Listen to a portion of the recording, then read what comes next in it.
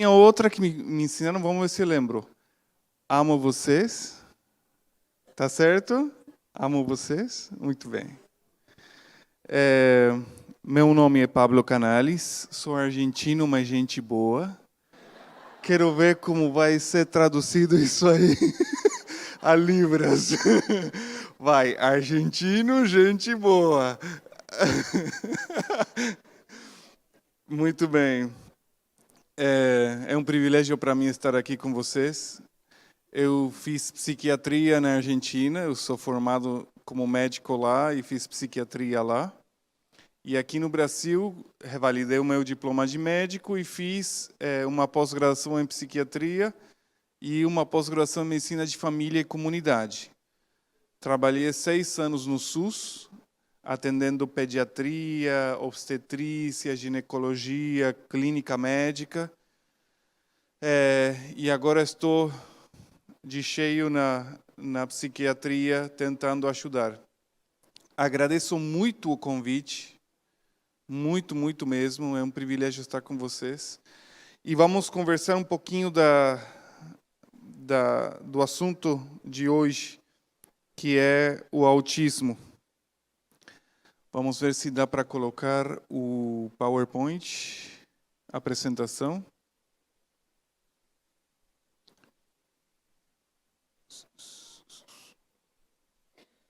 Tem alguém?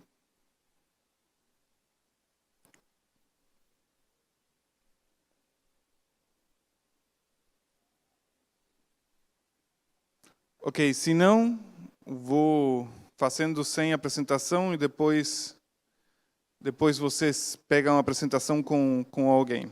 Ok, beleza. Primeira questão fundamental, o autismo... Entrou? Foi? Foi, muito bem. Excelente. Sempre que a gente fala de doença, a gente tem essa dificuldade de entender que faz parte da nossa vida. E, gente, sejamos coerentes. Depois de 6.000 anos de pecado, o nosso corpo é uma desgraça. A gente fica doente de qualquer coisa. E o nosso cérebro, que comanda a nossa mente, ele faz parte do nosso corpo. Assim como a nossa pele. Ter uma espinha na pele é uma doença da pele. Então, eu posso ficar ansioso? Posso. Eu posso ficar triste? Posso. Eu posso ficar sem dormir?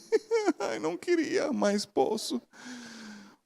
Certo? Eu posso ficar com raiva além do normal? Posso. Eu posso perder o juízo? Posso. E aí vai. Então, o meu cérebro é um órgão como qualquer outro no corpo. Ele pode ficar doente? Pode. Isso me faz uma pessoa pior ou melhor? Mais cristão ou menos cristão? Mais forte ou mais débil? Porque é fato. As pessoas acham que é questão de debilidade, falta de fé, falta de oração, vergonha na cara, né? Falta de lavar a cara e ver a vida de outro jeito. Será que é isso mesmo? Então, será que o autismo é um mundo diferente? Princípios básicos. O autismo está dentro de um grupo de doenças que se chamam de neurodesenvolvimento. São transtornos de neurodesenvolvimento, onde a gente encontra o famoso TDAH, que conversamos um pouquinho hoje, algumas coisas, o transtorno de espectro autista. Na real, a gente foi vendo, à medida que os anos foram passando, diferentes jeitos de falar sobre a mesma coisa. Hoje em dia, a gente fala de transtorno de espectro autista. Espectro pode ser considerado como, se vocês colocam no dicionário, como se fosse uma sombra. Tem uma parte da sombra que é mais escura e uma parte que vai sendo cada vez mais clarinha. Tudo é a mesma sombra, mas sem a mesma intensidade. É o espectro da sombra, da luz, que cria uma sombra atrás do objeto que parou, tampou a luz. Tá? Esse espectro significa o quê? que posso ter a mesma coisa em diferentes jeitos de se manifestar, diferentes jeitos de apresentar sintomas, diferentes gravidades, certo? Então, todo autista é igual?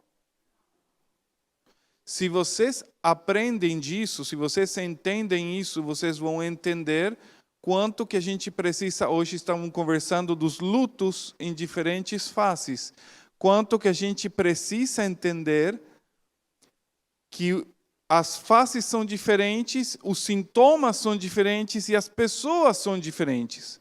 Então, eu não vou julgar uma mãe que também tem um filho autista de não saber como fazer que o filho faça, porque eu já fiz com o meu e com o meu deu super certo. Mas o outro é diferente. Tem outras necessidades. Então eu não posso me colocar... De fato, todo mundo odeia que coloquem o dedo na nossa cara falando, você está fazendo errado. E se os nossos filhos são, entre aspas, muito entre aspas, normais, eles também são diferentes. Não são os filhos do vizinho, são os teus, com a tua genética, com os teus jeitos de viver, com a tua realidade. Mas é impressionante como Deus cuida da gente. Vocês perceberam que muitas das pessoas que se viram com filhos com transtorno de espectro autista, estavam preparadas de algum outro jeito para lidar. Então, uma mãe fono, fenomenal, certo? E ao mesmo tempo, vixe, eu sou fono e agora eu tenho que cuidar dele. Ao mesmo tempo, sim e não, porque por mais de que eu seja psiquiatra, os meus 3 filhos, que são muito filhos de psiquiatra, vocês sabem o que eu estou falando, sabem que são os meus filhos, e eu sou pai. Eu não sou psiquiatra com eles. Eu não sou médico com eles, por mais de que eu saiba que xarope dar quando estão com certa doença. Então vamos lá para o espectro autista. Então é um transtorno de neurodesenvolvimento heterogêneo, que significa que pode mudar muitas vezes e que vai ser diferente, que tem uma dificuldade na comunicação social, nas habilidades sociais e que tem interesses mais restritos, mais rígidos, comportamentos mais repetitivos. Hoje vocês ouviram de um filho que alinhava os carrinhos, que colocava as cores, que fazia as coisas de um jeitinho especial, diferente. Aí aparecem, não, mas ele é muito inteligente, olha. Mas se você tirava da alinhação, ele ficava nervoso, rígido. Então aí a gente começa a ver outras alterações. A gente viu, e de fato, tem uma pergunta que sempre acontece quando a gente dá palestras. Os casos estão aumentando? Tem mais casos? E, de fato, tem 2 respostas para isso. Porque tem muitas pessoas que falam assim, não, tem mais casos porque o pessoal sabe o que está acontecendo e está descobrindo. Mas está tendo, sim, mais casos e estamos tendo, sim, mais informação para descobrir isso. Por quê? Aí volta também uma informação que vocês já receberam, que age mais em meninos, tem mais ocorrência em meninos, de 2 a 3 vezes mais que em meninas, tá? Mas olhem como foi aumentando. Da década dos 60 a 70, estava 0,01%. Aí foi para 2% na década de 2010. 2% é muita coisa. Tá? 2 de cada 100, e alguns falam de 1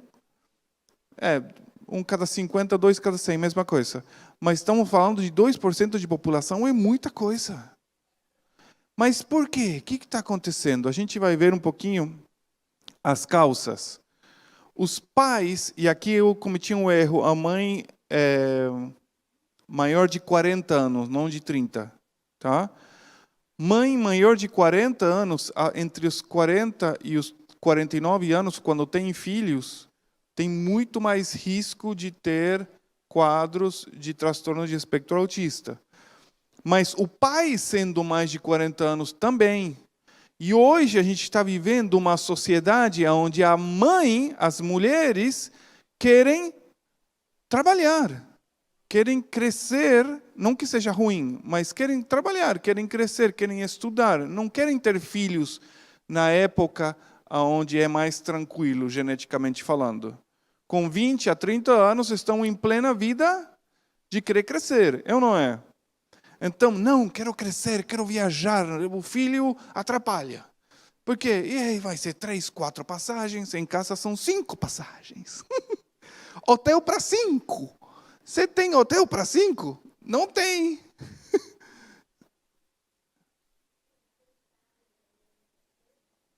Não entendi. Não. São fatores de risco. Tá? É maior quantidade quando tem esse perfil. Tá? Porque tem mães, pais de mais de 40 anos que têm filhos normais. Não tem problema, mas são fatores de risco. Ou seja, quanto mais perto do fogo, mais chance de você se queimar.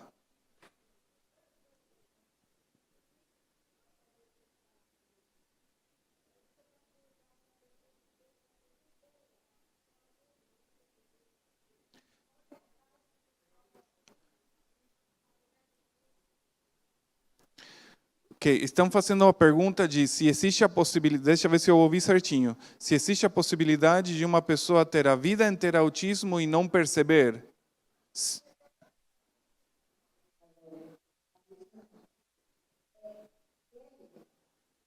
Sofre suas peculiaridades sem entender, mas não se descobre. Como também tem pais que vêm descobrir que ele é autista através do diagnóstico do próprio filho. Isso. Essa aclaração é fantástica, porque muitas vezes acontece não somente com autismo, também com déficit de atenção.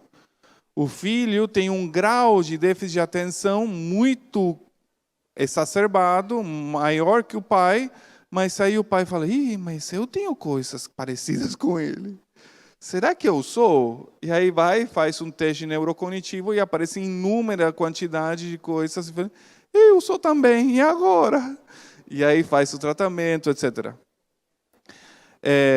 Aparecem questões como, por exemplo, de risco antes da gestação. Já mães que estavam com pressão arterial alta, crônica, com sobrepeso, com uso de antidepressivos maternos. Okay? Aí tem uma questão. Muitas vezes, eu recebo no consultório mulheres que querem ficar grávidas com quadros depressivos graves, com quadros ansiosos de pânico graves. Quando a gente recomenda que continue tomando a medicação, é porque o risco dela ter um problema ainda maior se não tomar a medicação é pior que se tomasse a medicação. E hoje temos muitos medicamentos que estão sendo mais tranquilos. Vamos lá, ninguém faz pesquisa com grávida, tá? Mas tem países onde o índice de depressão é muito alto. As mulheres ficam grávidas, tomando o remédio, e então os médicos ficam de olho. Olha, cada vez que tomou esse Talupram, sertralina, deu certo. Opa! Então tem uma segurança maior com certo tipo de medicamentos. Com outros a gente sabe que é uma coisa que não vai dar certo, vai criar malformações, etc. Mas existe um maior risco? Existe. Aí aparece outra pergunta, já no período gestacional. A mãe, e no pós-gestacional, a mãe recebeu uma vacina para tal coisa. E esse assunto da vacina deu tanto problema que tem lugares no mundo que começaram a tirar vacinas que são extremamente importantes, porque não vai que dá autismo. Estamos tendo casos, de novo, de sarampo, em lugares do primeiro mundo, como Estados Unidos, com risco de encefalite, e a criança morrer, porque tem uma linha de pensamento muito forte, onde as vacinas vão dar, todas vão dar autismo. Gente, o sarampo tem risco de vida, o autismo não. Mas não tem um estudo bem feitinho que suporte essa ideia das vacinas. Mesma coisa com algumas questões da dieta. Tá? Vocês ouviram alguma vez falar de dietas com glúten, dietas sem glúten, dietas com lactase, sem lactase, ou seja, com lácteos, os órgãos fosforados, porque colocam os inseticidas aí nas plantas, nas frutas, então não pode comer. Gente, cuidado para não sair enlouquecido, que não pode comer ar. Porque está poluído. Tá? E se você morar no Rio de Janeiro ou em São Paulo, lamento por você. Certo? Então, vamos ser coerentes e cuidadosos. Vamos ser coerentes e cuidadosos. Estamos no final do tempo dessa terra? Estamos. A gente vai viver com desespero? Não, a gente vai viver com esperança. Mas fazendo as coisas da maneira certa, equilibrado, não de um extremo para o outro. Certo? Mãe,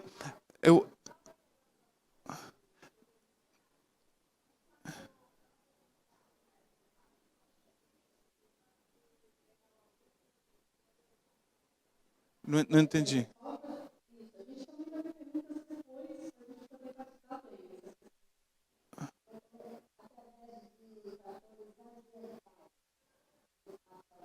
Seria isso. Ok, fatores ambientais são circunstâncias que não aconteceram dentro da barriguinha da mamãe, que não vêm na genética e que podem alterar depois a criança ao ponto de ter uma alteração que possa terminar num autismo. Por quê? Porque aqui, nesse slide, a gente vê que é um problema de neurobiologia. A gente vê que é um problema no crescimento do cérebro. Então, tem uma necessidade muito forte de fazer um diagnóstico logo, cedo. Tá? Por quê? Porque o momento onde o cérebro cresce mais é o momento que acontece tudo isso aqui, que é os primeiros anos de vida. Tá? Então, existe um problema no mesmo cérebro. Isso aqui é extremamente importante que vocês entendam. O cérebro não funciona bem, não é uma questão de mau comportamento, não é sacanagem da criança, não é birra. O cérebro não funciona bem, interpreta as coisas de maneira errada, traduz para o corpo de maneira errada. Então, vocês, mais para frente a gente vai ver. Mas, por exemplo, o toque numa pessoa com autismo é uma questão complexa. Tá? Muitos não gostam de ser encostados. Então, você abraça e a mãe sofre porque o filho não quer um abraço. E o que a mamãe quer fazer com o filho? Abraçar, beijar, é ou não é? Sim. E quando a mãe não consegue abraçar o filho, não se frustra? Não fica triste? Então imagina uma mãe que ama seu filho e não consegue abraçar. Isso é uma besteira. Mas não é. É extremamente forte. Aí vem outra questão, coloca roupa e tem hipersensibilidade, tem um desenvolvimento errado da parte neurológica. Tem texturas, sabores, texturas que apoiam no corpo, sons. Por isso, muitas crianças com autismo têm sons que deixam eles extremamente irritados. Tem texturas de roupa. Por que quer usar sempre a mesma roupa? Por que quer comer sempre a mesma coisa? Aí começam a ter outros inconvenientes. E a gente tem que ir. Vocês perceberam que na nossa primeira parte da manhã, a palavra mais importante das reuniões foi paciência. Vai tendo paciência. Não consigo. Tem que ter. Por quê? Porque nada muda de um dia para o outro. E você tem que, graças a Deus, a gente tem neuroplasticidade cerebral. Então, por mais de que tenha alterações, a gente pode criar novas vias cerebrais para ensinar. O pastor hoje estava falando. A minha filha não conseguia entrar na igreja. Hoje ela canta na igreja. O cérebro entendia um parâmetro de um jeito e agora ele aprendeu de outro jeito. Mesma coisa com você, só que em outro nível. O primeiro dia que vocês subiram no carro para aprender a dirigir. Aonde vai a chave mesmo? Aqui. E aí vocês foram. Solta a chave. Tá bom.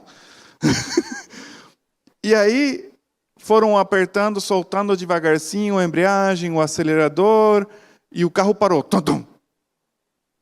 Ixi. E hoje você faz automático sem pensar. É ou não é? Sim. Isso significa o quê? Que teu cérebro aprendeu, criou uma estratégia, automatizou aquilo e foi. Então, a gente não tem que desistir da criança com autismo. A gente tem que ter paciência e insistir de um lado, insistir do outro, insistir de cima, insistir por baixo, insistir devagarzinho. Vamos lá. Por isso é tão importante entender isso antes. Porque se eu consigo antes, eu consigo essa plasticidade cerebral muito maior. Tá? E eu consigo habilitar outras vias de comunicação antes. E essa criança avança muito mais rápido. Então vamos lá. Entre os 18 meses e 2 anos de vida, já dá para rastrear algumas coisas. Por exemplo, uma mãe pega o seu filho para dar de mamar. O que o filho normalmente deveria fazer? Conectar com os olhos. E se não conecta? Não me chama a atenção? Sim.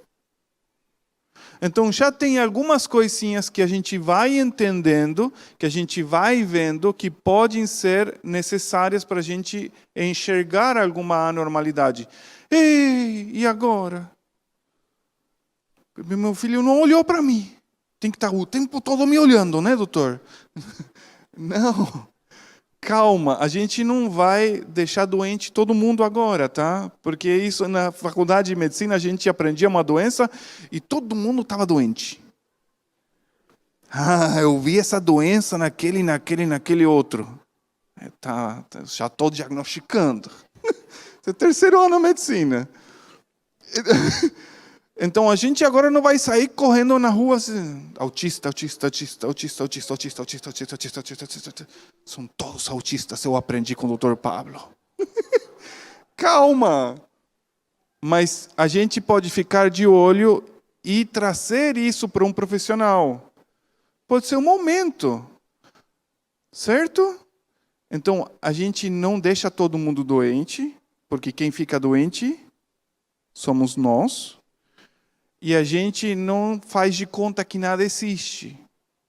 Não é 880. Então o luto tinha a ver muito com essa sensação de não quero ouvir, não quero saber, me fala que meu filho está bem e não quero saber. O luto tem a ver com isso. Uma perda e não querer aceitar essa perda. Certo? Então, aceitar isso significa que eu vou me posicionar diferente. Para quê? Para viver chorando porque meu filho é doente, porque a minha filha é doente? Não. Para ter as ferramentas adequadas para poder enfrentar essa doença. Certo? Desenvolvimento de linguagem, contato visual, não responder ao chamado insistente do seu próprio nome.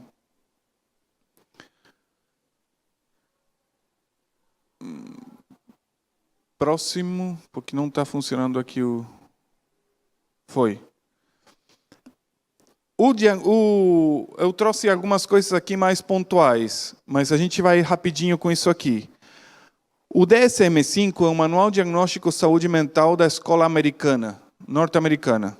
Tá? Os Estados Unidos tem um manual que muitos entendem ele como a Bíblia da saúde mental. Tem muitas críticas, então temos outras alternativas também na área. Mas o DSM-5 é o que mais ou menos padroniza algumas coisas. Tá? Aí aparecem vários critérios diagnósticos. Então, eu vou ir rápido, porque senão a gente vai almoçar às 5 da tarde e o argentino vai deixar de ser gente boa para passar a ser... Então, não quero. Quero cuidar do meu coro, eu entendi isso. Chegar no Brasil, cuida do teu coro.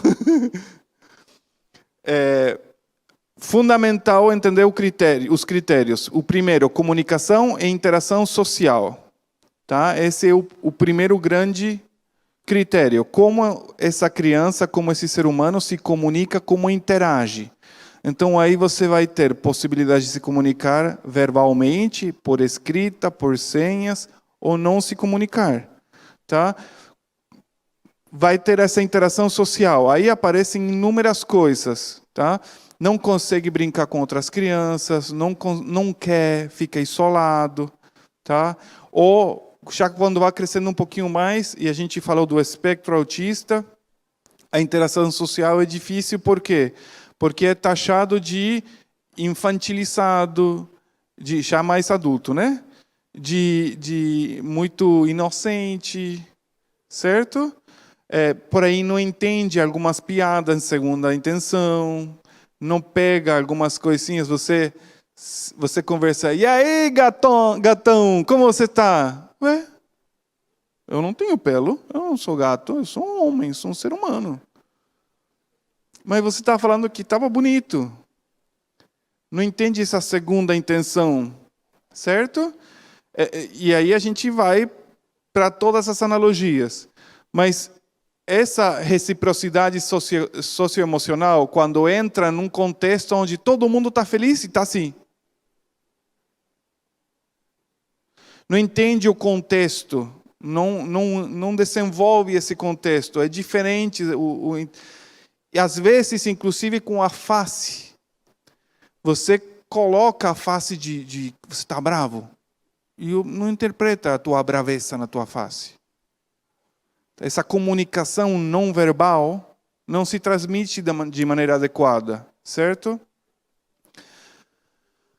E isso cria alterações de aproximação social, falha na conversação recíproca, redução ao compartilhar objetos que se interessam, dificuldade para expressar emoções de afeto, falta de iniciação de interação social. É mais difícil você ver uma criança que vai iniciar, vai ser o centro da atenção, o centro da festa, o histriônico da vida. Ei, cheguei! Você não... E até pode que comece a gritar no momento que está todo mundo em silêncio. Ou que comece a manifestar muita alegria por uma coisa extremamente simples. Certo? Uma interação social diferente, não é a que supostamente deveria acontecer. Certo? O contato ocular, você vê que está olhando para você, fundamental. As posturas corporais na hora de se comunicar, os gestos que usa, os discursos anormais, no momento, essa é fantástica, é muito frequente. O volume que usa para falar, para dizer as coisas, tá? Muitas vezes gritando em momentos que não é adequado. E às vezes tem uma questão que é muito frequente, como não pode expressar, porque por aí não entende o que está acontecendo, grita. Então, quando a criança entra em crise, é muito importante você verificar que não esteja doendo alguma coisa. Por aí está doendo a barriga, por aí está doendo um dente, por aí brincou com outra criança e respondeu errado essa brincadeira e machucou e está doendo o braço, porque a outra criança apertou ele. Certo? Está doendo e ele não sabe expressar, ou ela não sabe expressar que está doendo. Tá? E aí grita, ou fica extremamente nervoso. E se você não sabem, já fizeram todo, que nem mamãe quando é primeiriça, né? Comeu. Troquei a fralda. Tá com pum na barriga? Não. O que é? E a criança chorando, tá com sono? Não sei, é colo, o que é? A mãe de primeira viagem sempre se estressa 10.500 milhões de vezes mais, porque não sabe, não entende. Então, às vezes, com criança autista, a dor é uma manifestação de uma expressão de crise, tá? Que ajuda a ele entender que tem alguma coisa errada e tenta falar. Falha para coordenar a comunicação verbal e não verbal. Isso acontece mais frequentemente depois dos 4 anos de idade, porque é normalmente o momento que você coloca na escola. Então você começa a enxergar muito mais isso. E é por isso que é tão importante, e a gente vai ver isso um pouquinho mais na frente, o contato dos profissionais que atendem essa criança para poder saber como se relaciona, o que faz na escola, o que faz na terapia, o que faz em casa, o que faz com o psiquiatra, com o terapeuta ocupacional, na aula de música, certo? Dificuldades em compartilhar jogos imaginativos. Volto a essa questão abstrata, eles não têm, então é muito mais difícil, então não conseguem imaginar mundos fora do que eles entendem como concreto. Dificuldade em fazer amigos, e sair do próprio mundo. De fato, a palavra autismo apareceu com um médico nos anos na década do 1911, onde ele coloca autismo porque a pessoa estava no seu mundo. Então, parecia que vivia aquilo que era dele somente. Então, por isso coloca auto, é o que você vive em você, autismo. Tá? Depois essa palavra é utilizada, depois aparece Asperger com outro nível desse espectro, que a gente conhece como síndrome de Asperger, um autismo mais leve. Tá? E aparecem os critérios B, que é esse padrão restrito, repetitivo, esse comportamento, o famoso balanço. Tá? Ficou sentado, começou a balançar. Ou mexer os dedos de certo jeito. Parece como se tivesse um transtorno obsessivo compulsivo, que tem que fazer uma coisa para poder lograr outra. Tem que ter organizado para poder avançar para o próximo passo. Então, as rotinas são muito importantes. Você tira uma rotina de uma criança autista e vai reclamar como se estivesse doendo alguma coisa. Vai gritar porque você tirou da rotina. E essa rotina é extremamente necessária para ele. Certo?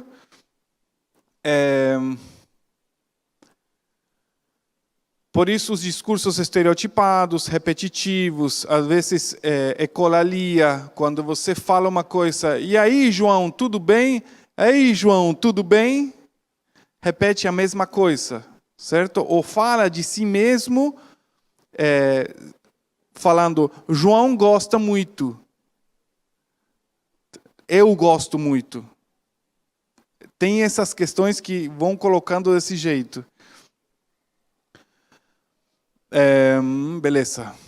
Adesão excessiva a rotinas, que a gente falou, padrões ritualizados, sempre do mesmo jeitinho, resistência excessiva a mudanças, pensamento rígido, tudo vai mostrando a mesma coisa. O foco nos mesmos objetos, mas às vezes é de um jeito diferente. Então, pega o microfone, mas isso aqui ficou interessante. Então, ao invés de ter um microfone para falar, ele pega o microfone para ver o que tem aqui embaixo e fica obsessivo com uma parte do brinquedo, obsessivo com uma questão. Então, coleções. Vou colecionar. Aí você vê os pais com sacolas de carrinho. E é só carrinho. E tem de todas as cores. E todos os tamanhos, mas é carrinho, trem. Aí virou trem. Aí, rabicó. Aí, para as meninas, rabicó. Vive uma sacola de rabicó. Então, começa a colecionar muito disso aí. Apego, medos. alta tolerância à dor, mas às vezes pouca tolerância a estímulos simples. Então, por aí, a criança vai na escola, apanha, alguém vai e bate, levanta e continua fazendo outra coisa como se nada tivesse acontecido. Mas um barulho faz essa criança ficar extremamente irritado. Voltamos à questão de textura ao toque, os diferentes tipos de tecidos, no paladar também os gostos, os sons atípicos. Tem muitos que sofrem porque não podem sair de casa com a criança porque não tolera som de carro. E o que você faz morando no Rio de Janeiro? Não tem como. Então aí, que foi comentado hoje, entra a questão dos tratamentos para dar qualidade de vida para aquelas famílias.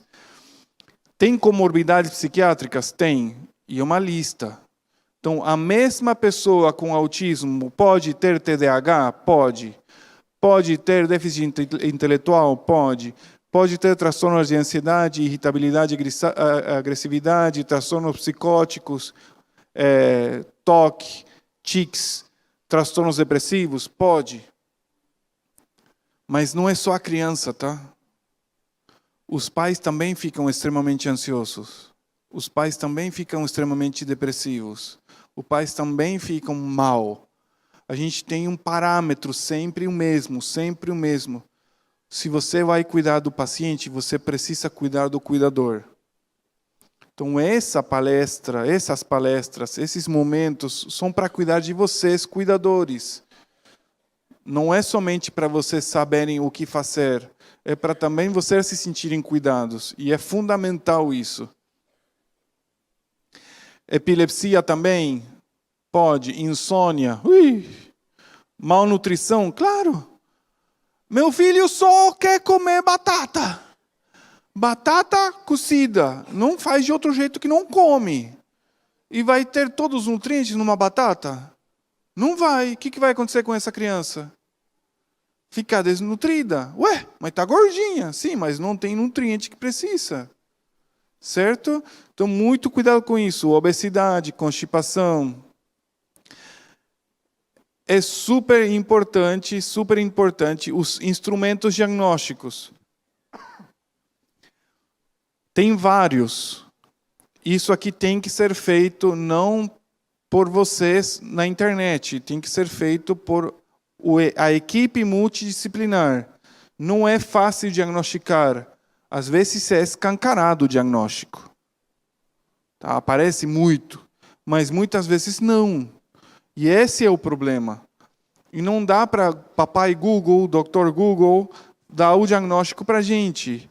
Precisa de muitos profissionais com experiência fazendo esse diagnóstico.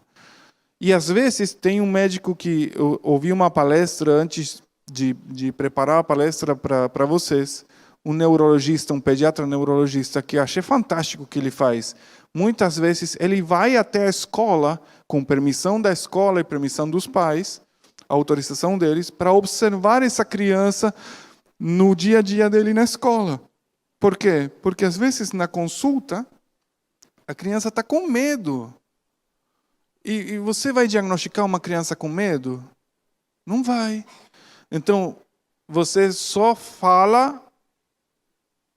ouve a fala da mãe que está preocupada, que, como a gente falou, está vendo o autismo porque escutou que a mãe falou porque a sobrinha da tia, a sobrinha que mora do lado da casa do padeiro, falou que não vai que teu filho tem autismo. É isso mesmo. E aí vem com todos os sintomas, meu filho tem tudo isso, doutor. E aí o médico está com esse filtro da mãe, mas sem conseguir avaliar essa criança de maneira correta. Tratamento. Gente, o tratamento é multidisciplinar. O tratamento não é abrir a boca da criança e enfiar uma risperidona ou um aripiprazol, que de fato são os dois medicamentos que mais se utilizam, tá? Mas a gente tem que entender que isso aqui é multidisciplinar.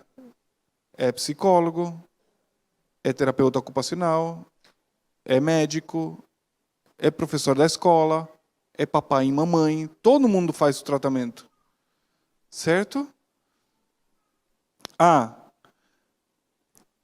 E é personalizado.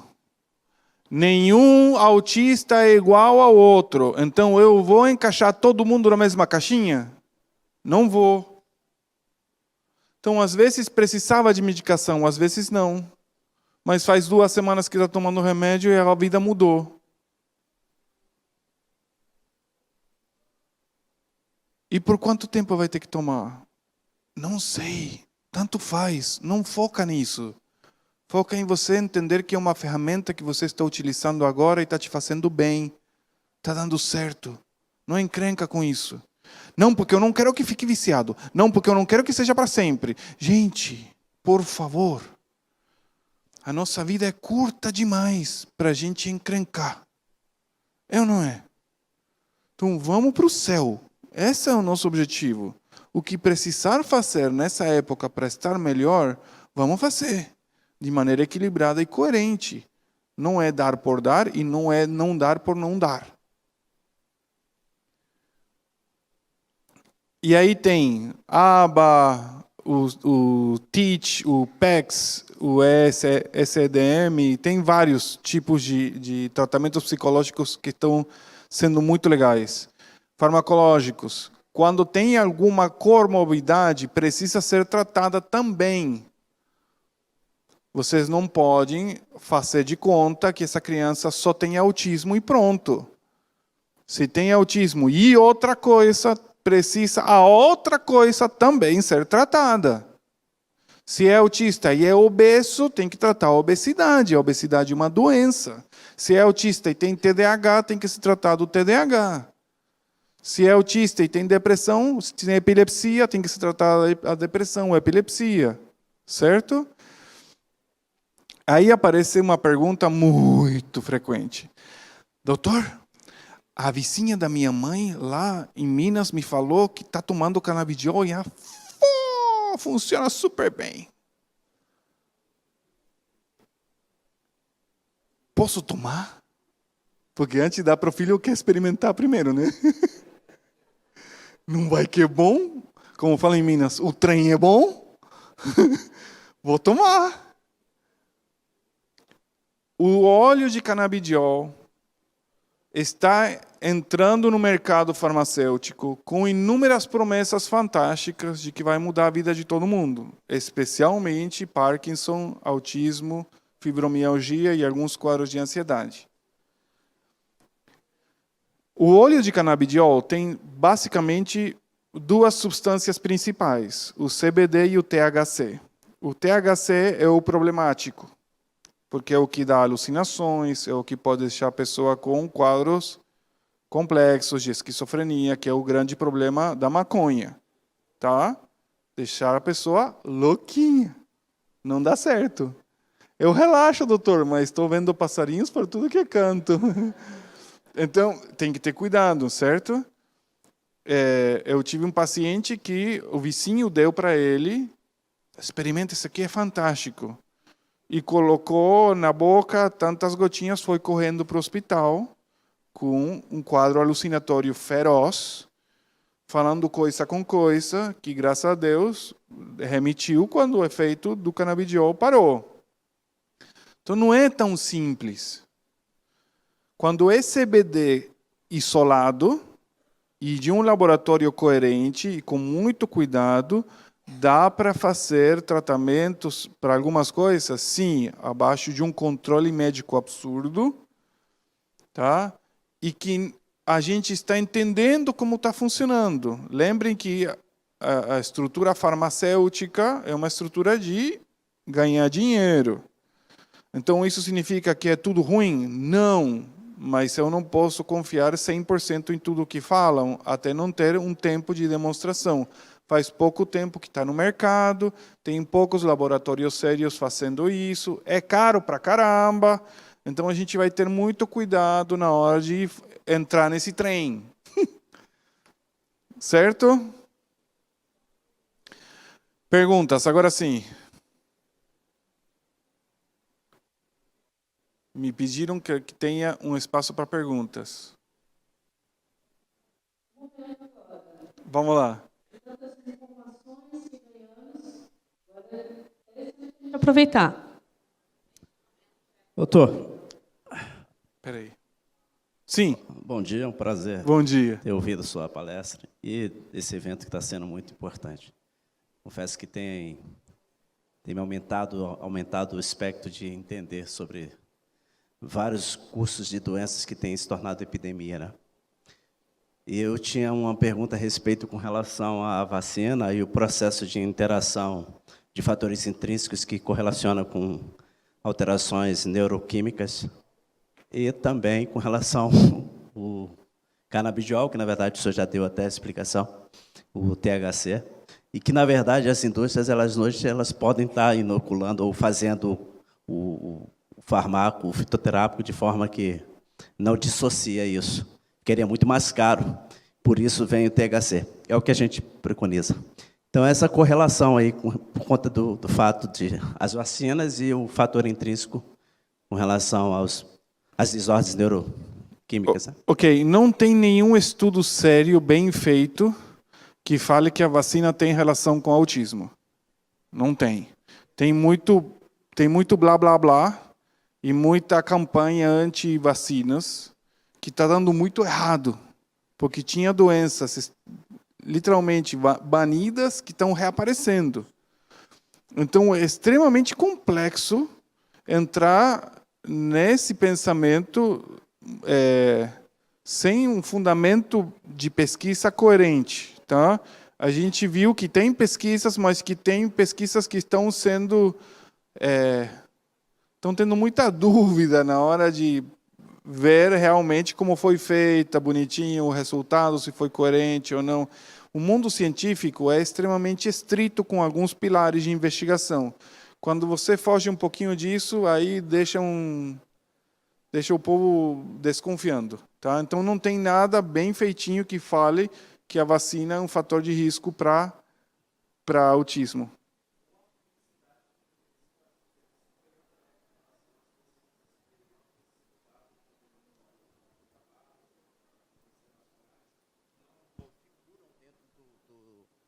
Do contexto midiático, né?